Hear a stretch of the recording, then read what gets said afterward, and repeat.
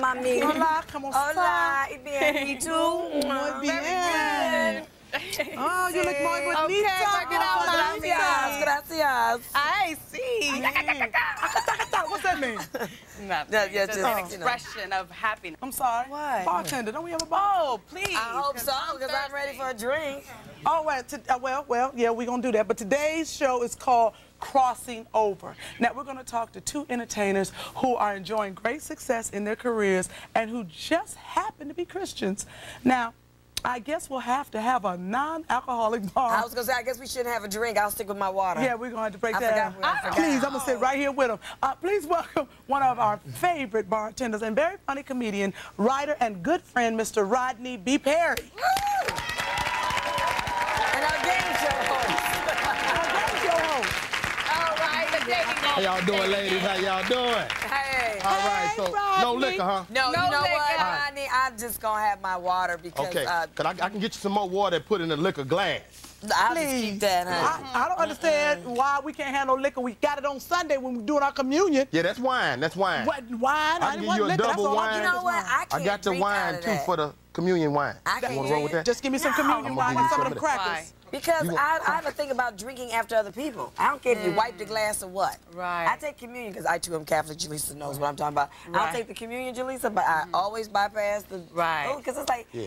the line of people ahead of me. I don't want to drink you after them go spitting back in the to glass. the larger churches like Greater Bethany and what do Maple they do? Central. Honey, they bring in, they already got, I think they got a place They that got makes them. pre-made, And they pre-made, and they got yeah. the plastic all over them, and all you got to do is, and they throw them You throw away. that down. Now, Oh, honey, they done got disposable. newfangled. When they got the Catholic church, they got Yeah. the big silver gold chalice. Yeah, you know. I think the Catholic Church, they need to upgrade a little Yeah, bit. because I ain't drinking after all them people. I'm Because sorry. also when they wipe, you still see the lipstick. Yeah. And they got that little towel. They just be wiping. And I was but it's caught like, out there once, and when I you went do? up, I just said, "Can I borrow the napkin?" And I like wiped it really well. And Well, I so ain't you know doing what? My mom was very upset with me, and I never did it again. But you know what we do differently too? And remember when we were growing up, you did this. When you got communion. Oh, now and we now do you do this. this. I bet So- you do. That don't look right. No, what you used to do this, you would go Especially up. with them little This priests. thing, you would go up and you would, you have your hands like this and you go, and they would put the communion on your tongue. Right. But now it's like, put your Because hands they didn't want in my any mouth. impurities touching it. Oh, Right. see, I went the wrong place. So it's like this. Well, you go to church. I know I need prayer. I go to church from time to time. I'm probably what you call Easter Christmas church goer. Yeah.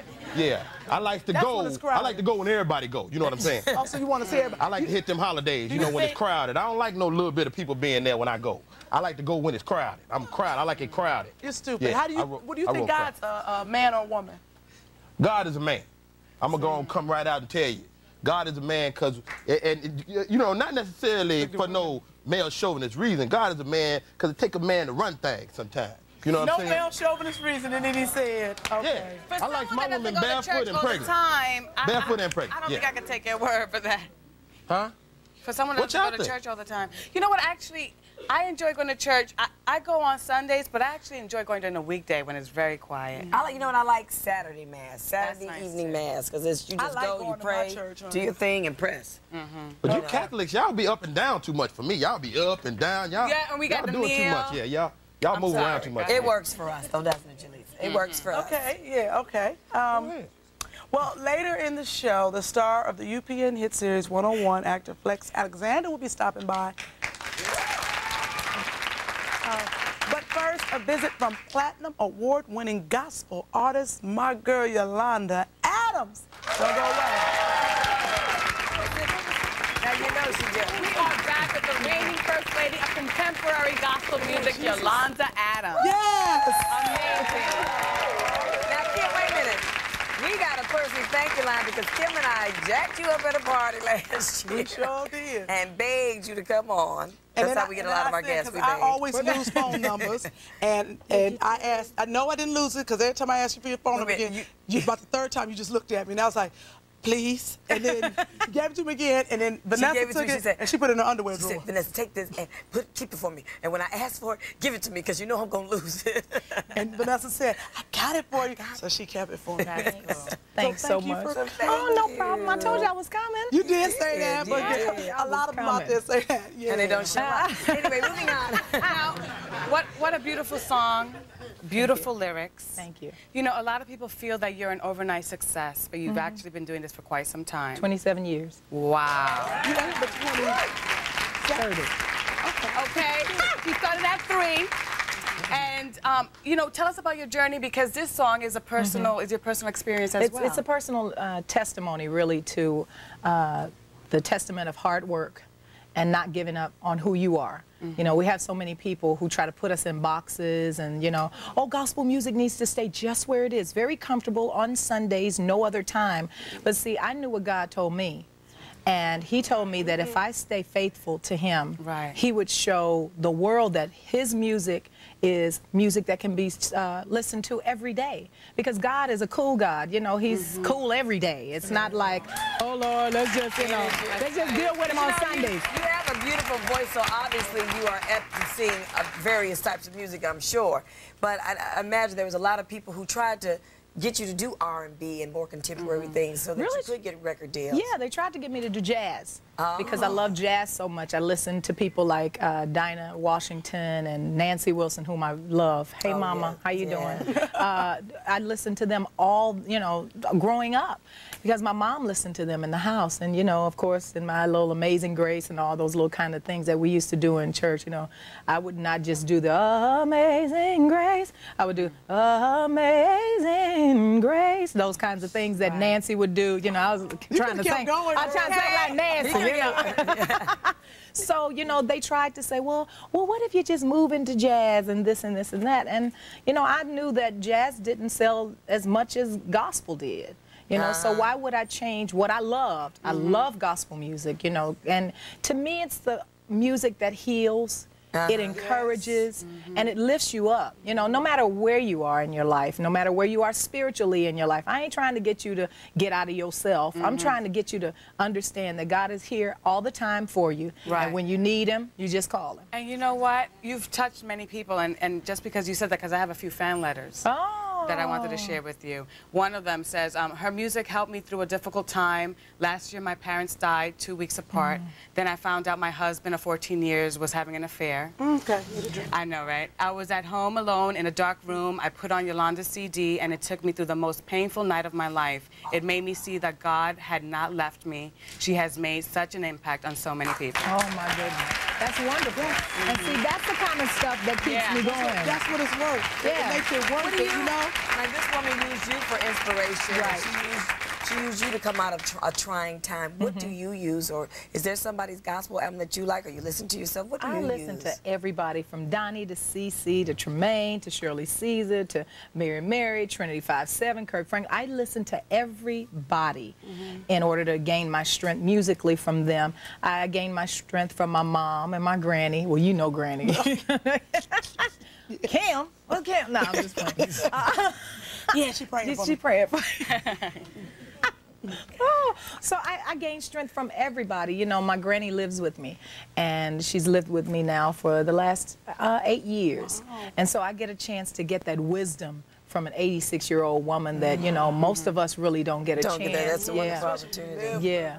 You got a singing family? Your mom, your grandmother? Girl, look, all of them can sing and they can care less.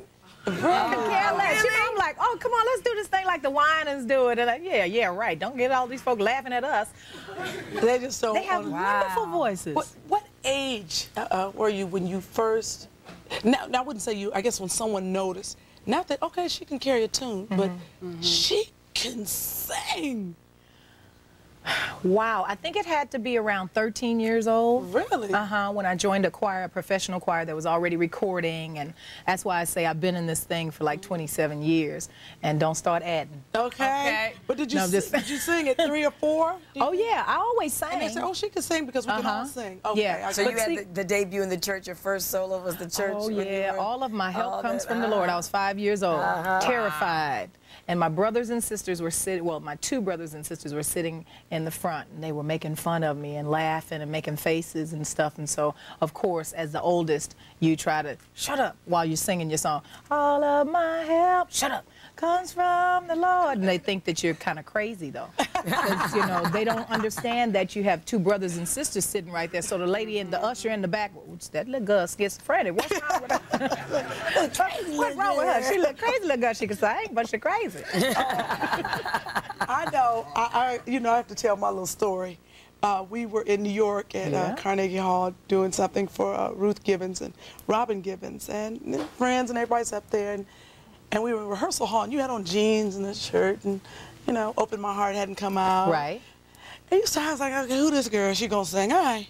I did my part. You started singing. I was like, eh. And I think I threw something at you. You did. But I didn't mean to, but I lost. Because you didn't just sing, you sang. It was a voice that I had never heard in my life. It was something and I almost beat you down. Don't beat me. I know, but I just thought I interrupted the song. I mean, it was just a voice that I just had never experienced. Right. I was like looking at her, and you just, it was no effort. And you were and ever since then, I was like, wow, you know what? She was really nice, and she was really good. And, I hope she makes it. Boy, about 6 months later, I'm like, that's my friend. I know her.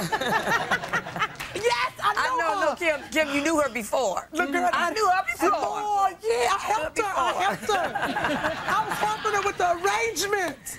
Tag on, she better call me crazy. That's my girlfriend. Let me ask you something, Yolanda, because you said a 26-year journey, and I'm sure you've always felt good about yourself and your career and your talents and your life.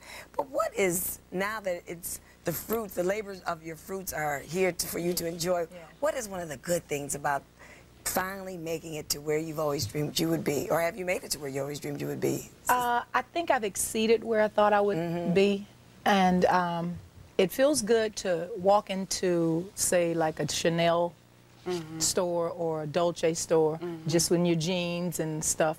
Folks don't want to wait on you because you don't look like you belong in there. Right. And then you put out that platinum card, and it's like, bam. Give me that. Yeah. Give me that. Give me that. I'll take that, too. I did that in the Louis. Some of the gospel artists who are really into the church and they wear the long skirts, I imagine do you ever feel a little energy, like they look at you like you? Nah, because once again, they know me. They know Yolanda. Yeah, that's Yolanda. Because I remember singing one time in a purple dress that was kind of like above the knee, and folks were like, what's she trying to do? But they know. She's trying to keep that husband she got. I understand. You better. Well, you know what? We're going to take a break. Go with Yolanda, and we'll go one-on-one with Flex Alexander when we come back, so stick around.